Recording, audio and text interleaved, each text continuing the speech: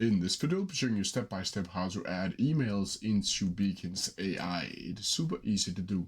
So the first thing you need to do is open up beacons.ai like you usually would. Then from here, you'll need to log into your account or register for an account if you don't already have one. From here, you'll need to go over to the menu and click on audience, and then you'll need to click import audience members down here. From here, you'll see three options.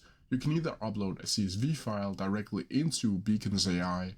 You can import it via another tool like MailChimp, ConverterKit, or Shopify, or you can add emails manually. And let's say you want to add emails manually. Let's just click on here, and then from here you can copy and paste email address separated by a comma. So let me write some emails and then comma. You can also click add over here so it adds automatically, and click add again, and you can do this however many times you want to do. From here you'll just need to click continue, and then from here you can see the email body and the subject line over here, and then you can edit the email if you want to do that. But from here you can send it to your two contacts. From here you can see the CSV successfully imported, and from here you can see that these two emails have been sent this specific email to. And that's how you do it. If you have any questions about it, please leave them down in the comments below, and I'll try my best to answer them as quickly as possible.